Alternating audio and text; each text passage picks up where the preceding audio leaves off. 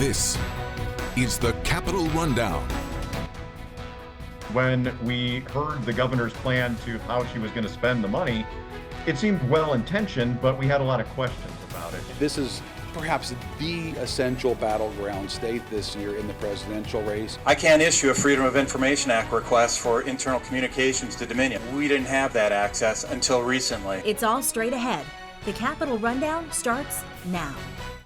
Thanks for joining us. I'm Siobhan Klepfer. We are coming off of a very big week for politics in Lansing and Washington. First, the Democratic Party is back in control of the Michigan House of Representatives. The party lost some of that control when two Democratic lawmakers won elections to serve as mayors in their hometowns. But special elections on Tuesday put two new Democrats into office. For the state's 13th district, which covers Warren and parts of Detroit, My Song won that special election, while Peter Hertzberg won the 25th district in Michigan, covering the cities of Wayne and Westland. Both candidates were favorites in the heavily Democratic districts. Democrats flipped both chambers in the 2022 midterms while maintaining control of the governor's office to win a trifecta for the first time in 40 years. A former Republican Speaker of the Michigan House is now facing criminal charges. Michigan Attorney General Dana Nessel announced 13 felony counts against Lee Chatfield, including conducting a criminal enterprise, which carries a maximum prison sentence of 20 years. Ellie Myers has more on how the charges came to be. To date, our investigation has uncovered evidence that Lee Chatfield used various different schemes to embezzle, steal, and convert both private and public monies to fund a lavish lifestyle that his state salary could not possibly afford. This included luxury shopping, fine dining, and extended vacations in swanky hotels and various exotic locations. In total, former Speaker Lee Chatfield is facing down 13 charges, 4 of which have also been leveled against his wife, Stephanie, for her participation. It was determined during the course of the investigation that Chatfield employed a variety of separate financial schemes to line his own pockets. These schemes included using a 501c4 social welfare organization to pay off his personal charges on credit cards, utilizing a check kickback scheme from his PACs, improper mileage reimbursements from state monies for trips that were never taken, and a scheme to sublet an apartment that was paid for with 501c4 monies for Lee Chatfield's benefit. The investigation into Chatfield began after his sister-in-law accused the lawmaker of sexual assault. Nessel said that in addition to those allegations, she also pointed out his financial crimes. Nessel announced that the sexual assault investigation is now closed. We've made that decision that we cannot reach the appropriate proofs required as it relates to the allegations of sexual assault, and we do not have the sufficient evidence under the relevant criminal statutes.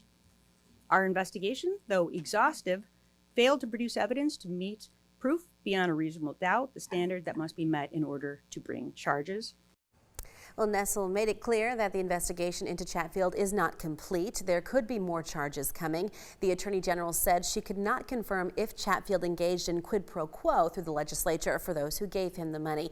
Meanwhile, Secretary of State Jocelyn Benson responded to Tuesday's announcement. She was critical of the lack of oversight in Lansing. Benson called for greater transparency so financial abuses like the ones alleged in the charges would be caught in real time rather than after the fact. The attorney representing Chatfield says they will fight the charges every step of the way.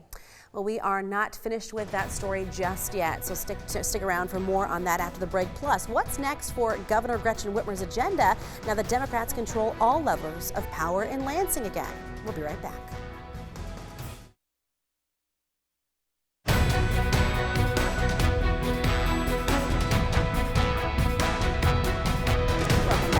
Since Michigan Democrats are in charge of the state house again, there's renewed possibility of Governor Gretchen Whitmer getting more of her agenda through the legislature. But our Capitol correspondent Tim Skubic says maybe not. With two new Democrats coming into the Michigan House, those Democrats now have full control of that body with 56 votes versus 54 votes for the Republicans, which means Governor Gretchen Whitmer can pretty much get what she wants from the Democratic legislature. Well, not quite. Turns out she's got some problems within her own party. For example, progressive Democrats have a different idea when it comes to doling out state economic incentives to create jobs. Oakland County Liberal Democrat Senator Mallory McMorrill is at odds with her governor. She wants 50% of the tax money sent to local governments. Well, the governor doesn't exactly want to do that because the governor wants to control all of that money and make those decisions. A disagreement. Obviously. On the education front, a disagreement. The governor told the House and Senate budget committees that she wants to take $600 million from a school retirement account and give it back to the schools. But a strong coalition of K-12 lobby groups have a different idea. When we heard the governor's plan to how she was going to spend the money, it seemed well-intentioned, but we had a lot of questions about it. And Lansing Democratic Senator Sarah Anthony has said she wants to go in a different direction than the governor. The Democratic House Speaker has progressive in his caucus who have different ideas than his and the governor. We have to work together. We have to be able to compromise. And the Senate Democratic leader is charged with moving the governor's agenda. But when push comes to shove... Who are you loyal to, caucus or the governor? We always have to represent our caucus. The governor knows that not everybody will agree with her all the time, including those from her own party. So she, characteristically, puts on that happy face. I'm very thrilled to be working with Winnie Brink's son, Joe Tate. Bottom line here, 56 votes in the House does not mean an automatic gimme for what the governor wants. And she knows it. And Tim Skubik talked to the Rundown's Jorma Duran about the allegations against former Speaker of the State House, Lee Chatfield. Here's Tim's take on that situation. It's time to get updated politically here in the state of Michigan, and nobody better than this guy right here, Tim Skubik, to help us out. Tim, the state attorney general this week charged former Republican Speaker of the House, Lee Chatfield, with 13 criminal counts surrounding an alleged embezzlement scheme. Will this have any repercussions beyond just Chatfield? Good question. I think there are a lot of people in our town who are a little concerned about what is unfolding vis-a-vis the Lee Chatfield story. For those people that have been in Ohio for the last week and a half, here's the story, folks.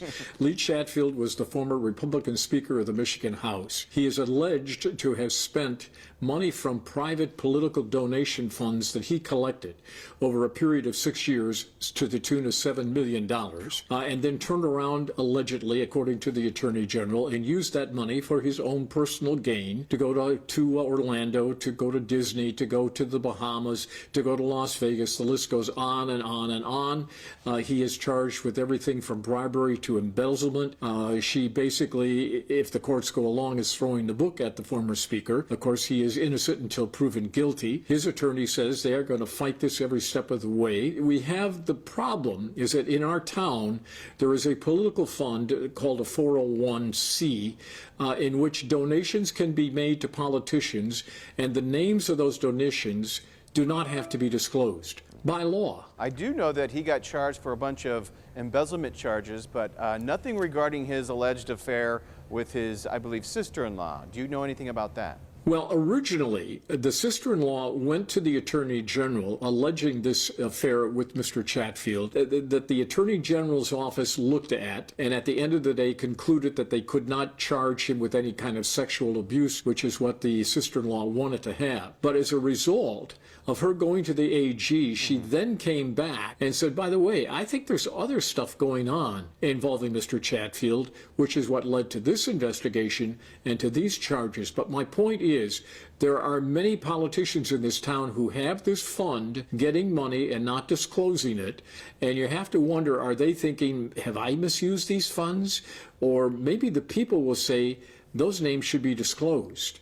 And as part of this investigation, at least vis-a-vis Mr. Chatfield, the names the Attorney General says will be disclosed at some point.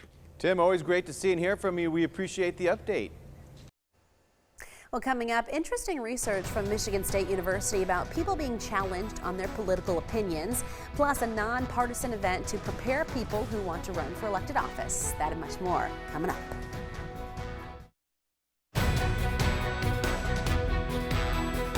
Welcome back. New research from Michigan State University suggests people who think of themselves as well-informed when it comes to politics could be less tolerant when encountering opinions different from theirs. That research also indicates people who are less sure of their own political savvy can be more fair with people who disagree with them. One of the experiments in the study asked participants about a hiring manager who refused to hire an applicant because that person was a leader in their college Republicans or college Democrats group. The participants who were the most confident in their political knowledge were the most likely to say it was okay to discriminate in that way. Of those who say they don't think about politics very much, MSU researchers say they're more willing to spend time with people who disagree with them and are less likely to engage in partisan discrimination. The findings from the MSU and University of Massachusetts Amherst study were published in Public Opinion Quarterly. Speaking of MSU, the university's Michigan Political Leadership Program is a bipartisan effort to recruit and train people from across the state who have an interest in working in political office. The group held its annual dinner on Tuesday. Politico's Politics Bureau Chief and senior political columnist, Jonathan Martin, was the featured speaker. He talked to The Rundown about how programs like the MPLP can reach younger generations who might be turned off to community service through politics. The challenges of American democracy can be fixed by American democracy. That what is depressing or dispiriting about our system, here's the good news, is that it's fixable 1 election, 2 elections, 3 elections away, and that every generation of Americans offers a kind of restorative to our democracy, to our body politic. And we faced enormous challenges as a country for almost 250 years, and we've overcome them because of the ingenuity and the public spiritedness of a new generation of Americans. And I'm confident that that's going to be the case for the next generation coming up now. Martin also talked about why Michigan is getting a lot of attention and visits from President Biden, Mr. Trump, and their surrogates. This is perhaps the essential battleground state this year in the presidential race. Very important state in the House and Senate contest, too. Obviously, there's an open Senate seat because of Senator Stabenow's retirement. It's really hard to see a scenario where President Biden can win re-election if he doesn't carry Michigan. So this is going to be the epicenter, I think, for a lot of the country and really the world's attention for the next 6 months. You're going to see a lot of both Joe Biden and Donald Trump, and I think as goes Michigan, so goes the country this fall.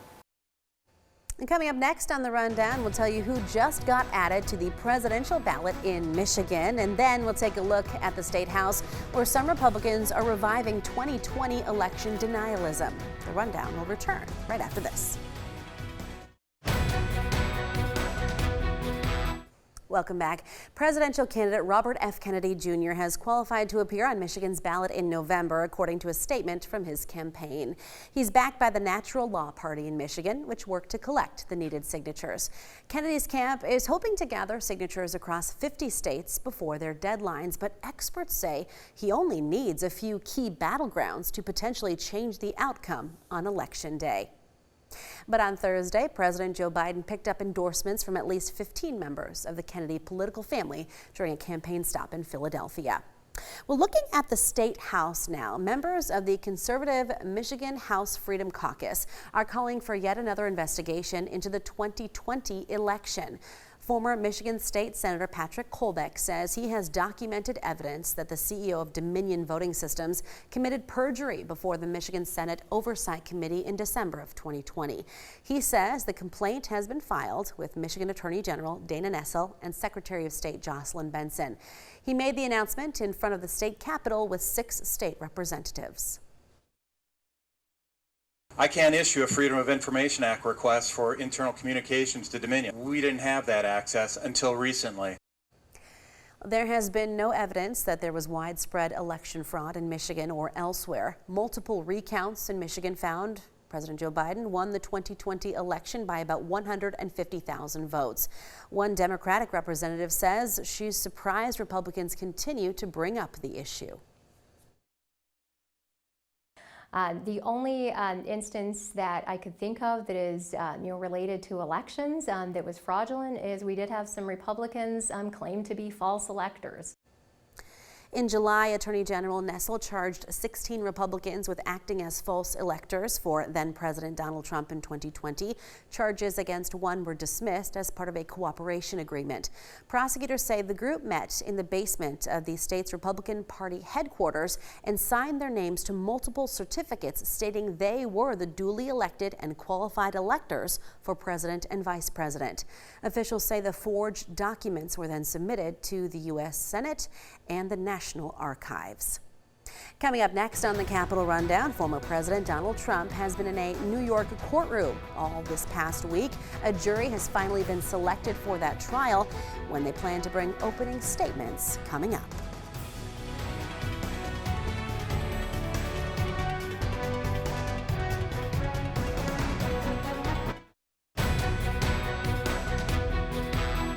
Welcome back.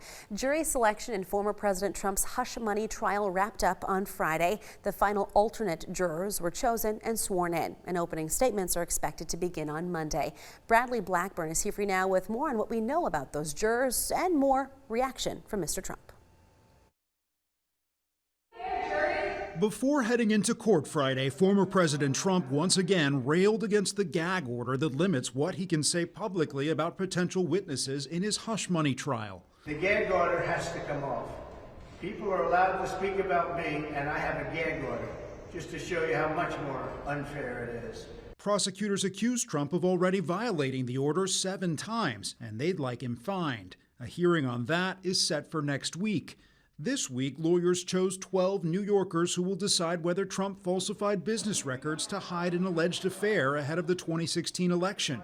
The jury includes 7 men and 5 women, among them a salesman, an investment banker, lawyers, and a speech therapist. Thursday, 2 previously chosen jurors were dismissed. One was a nurse who no longer believed she could be impartial, saying aspects of my identity have already been out there in public. Friday, some potential jurors broke down in tears during questioning and were dismissed. And I think when those jurors walk in the courtroom and they see the former president, then the weight of the moment really does hit them. And frankly, they know that there could be negative consequences for them serving on this jury. Legal experts say this jury could be the most closely watched jury in history as they judge whether Trump is guilty on 34 felony counts. Bradley Blackburn, CBS News, New York. If you're interested in getting more political news from Michigan and Washington, we've got just the thing for you. You can sign up for our Capitol Rundown newsletter. It's just 1 email each week, and you can get it by pointing your cell phone camera at the screen right now. This will take you to the sign-up page, or you can head to WLNS.com/newsletter. And that's our show for this week. Thanks for watching the Capitol Rundown.